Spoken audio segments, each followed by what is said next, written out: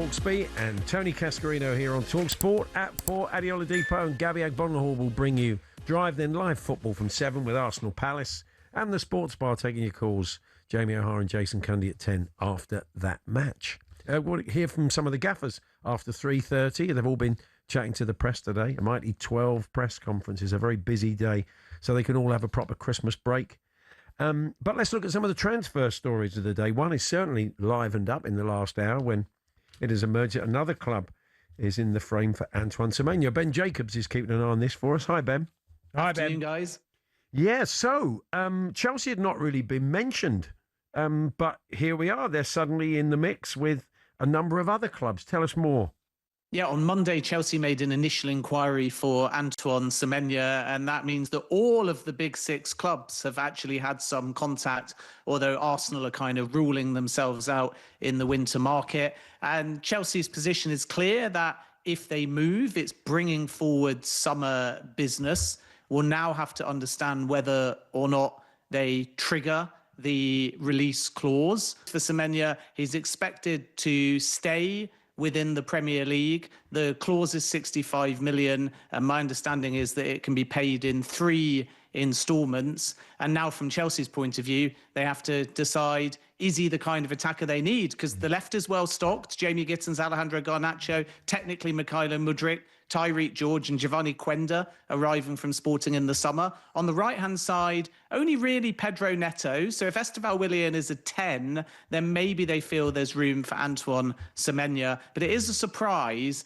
and now we have to wait and see whether Chelsea's initial inquiry leads to anything more substantial. What about the Egyptian Omar Marmoush? Yeah. Tottenham are reportedly having interest in him, the 26-year-old.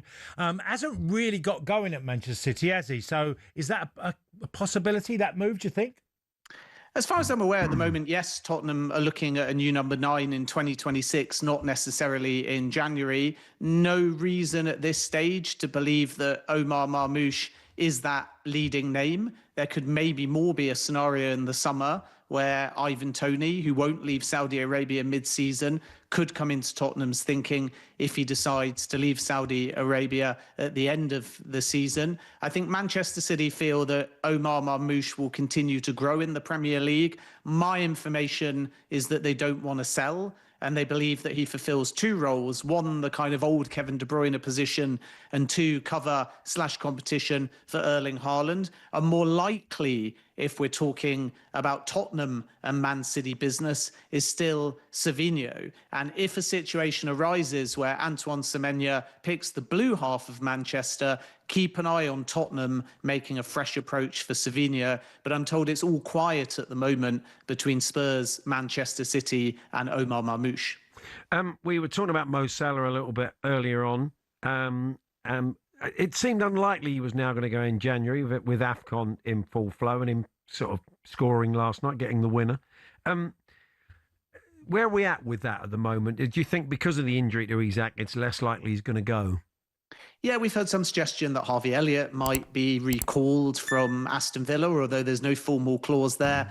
And of course, that Liverpool could enter the race as well for Antoine Semenyo. They certainly held some substantial talks in November, but they haven't been that active since. So Alexander Isak's injury is likely going to change things. And I think Liverpool will say plan 1 is an internal solution of Salah comes back and plays, and then they reassess his future in the summer. And of course, plan 2, and they can do both plans, is that you go out in the market and you add another attacker. But at the moment, I'm led to believe that Liverpool want and expect Mo Salah to stay through the winter market, and they're hoping that AFCON kind of clears the air. And that might partially, with Szoboszlai also able to play on the right-hand side, be why Liverpool have been a bit hesitant to pull the trigger on Antoine Semenyo, because if he arrives in January, you would think Mo Salah arrives back from AFCON thinking he may get even less game time if Semenya was used on the right-hand side. So Liverpool have got some big decisions to make, but at the moment, I'm led to believe after Isak's injury, it's now looking far less likely that Salah leaves mid-season, because even if he found, for an example, a Saudi club, I think Liverpool would likely block any move mid-season. Another Saudi club, Ruben Neves has declined a new contract. Al Hilal Manchester United are believed to be interested. Yeah, Newcastle and potentially sort of some Real Madrid have been showing an interest as well, Ben. Yeah, it's actually Juventus as the club outside of England that I'm told have had the most concrete approach. Real Madrid have discussed Neves internally, but they've not made any contact with Al Hilal or the camp of Ruben Neves. Manchester United have discussed Neves internally, and then you have several other clubs, for example, Bayern Munich and Newcastle, that have held a historical interest in Neves, but we're talking about when he was at Wolves rather than right now. And Neves wants to play Champions League football. It doesn't have to be this season, but he wants to join a project that can give him that.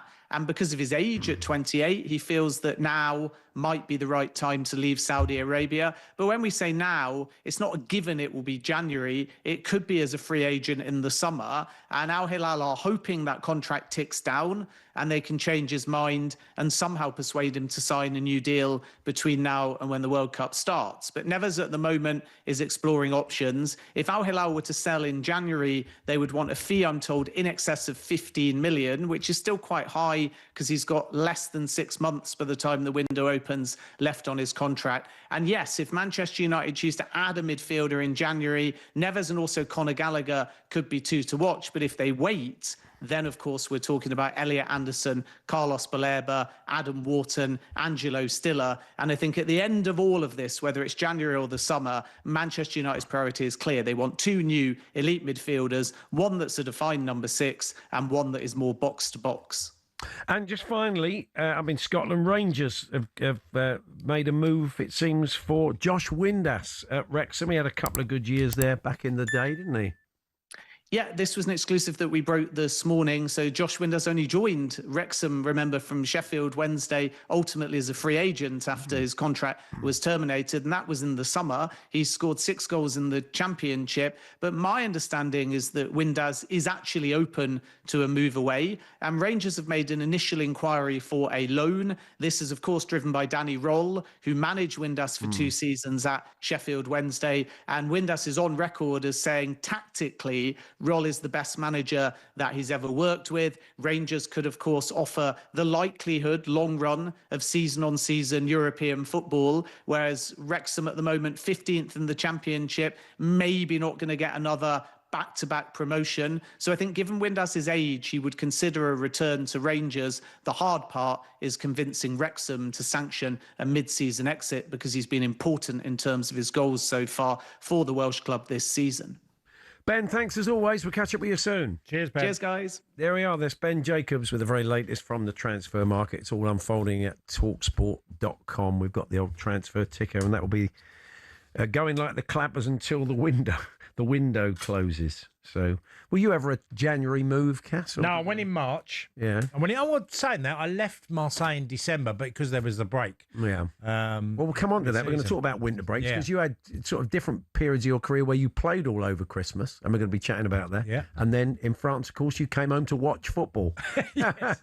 6 years of watching football. Yeah. Anyway, Tony Cascarino's with us. We're going to hear from all the managers very, very shortly as we build up to the Premier League games over Christmas. They've been having their say this afternoon. They've kind of got it out the way today so they can go and enjoy a couple of days with their families. So that's all coming up. And then we'll hand over to Adeola Depot and Gabby Agbonlahor, who will bring you Drive. But we'll get the news headlines next.